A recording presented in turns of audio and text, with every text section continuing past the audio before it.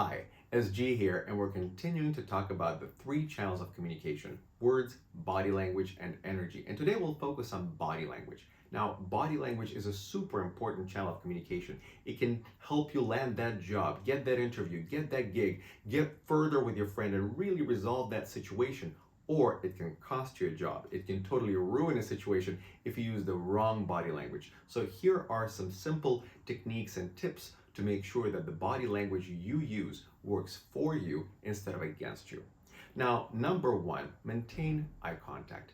Looking at a person you're talking to helps them know, it lets them feel rather, that you think that they're important, that what they say matters to you, that you're paying attention to them, and that helps them in turn pay attention to you and value what you have to say. So just looking at a person is a great way to establish contact and rapport with the person you're talking to. Now, you don't have to stare at them like this because that's creepy. Just soften your eyes a little bit and just look at them with interest, like you actually are paying attention. And while you're doing that, why not smile? Smile is a wonderful way to communicate goodwill, to signal that you are actually enjoying the person's company, that you like them, and that helps them trust and enjoy and like you. So look at them and smile. Now, don't look away, because if you look down, that actually in the body language, it signals that you have something to hide, right? So that makes them mistrust you. Or if you look away somewhere like this, that makes them think that whatever you're looking at is more interesting than they are. So maintain eye contact and smile. Now, we have this wonderful part of our body called our hands. And so hand gestures are a great way to enhance and enliven your communication, but make sure they're not like spastic and all over the place, because that's distracting and weird. Just use soft, smaller gestures to emphasize what you're saying. If you're talking about a size, or if you're talking about something that truly made an impact and was a discovery for you, or if you want to talk about something that really touched you deeply, you can use your hands to enhance your communication and make it a bit more engaging and interesting for the person that you're speaking to. Now, men sometimes have this habit of putting hands in their pockets because they don't know what to do with their hands.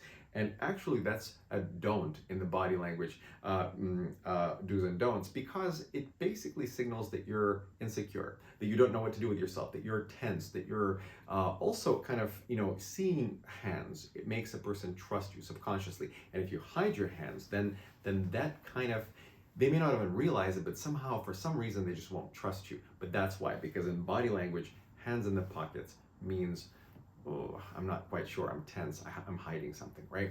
So also with objects, if you have, sometimes women have a small handbag or a book or sometimes maybe a folder or something, and they'll just hold it like this because, it makes them feel secure, it makes them feel somehow protected, but actually it creates a barrier between you and the speaker. So if you have an object, say you have an iPad, just let it hang by your side, hold it like this, and just let it be, because that again will signal that you're relaxed, you're not closed off, you're not crossing your arms. Crossing your arms is another don't in the body language, because that basically says, well, okay, I'm blocking myself off from you, I don't trust you. And that, if you signal that to the person, then automatically they're not trusting you. Mirroring the other person is a very useful technique. It works very well in interview situations. Suppose you come to an interview for a job, and your interviewer, maybe they lean in, they sit down, whatever they do, very subtly try to mirror that, because what that does is, on a body language channel, it lets them know that you're on their wavelength, right? It helps them trust you. And so they sit down, you sit down, they kind of relax in their chair, you relax in your chair a little bit, they lean in, you lean in, right? They do this, maybe you do this after a while too, without really making a big point out of it, right? So mirroring the body of the other person helps them feel secure and connected to you. So here are just some techniques. The most important part is signal with your body that you're interested, and that you're friendly, and that you're open. And then the person will feel comfortable with you, and your communication effort will be a success. I hope this was helpful. If it was, hit the like button, share this video with your friends, and I will see you next time.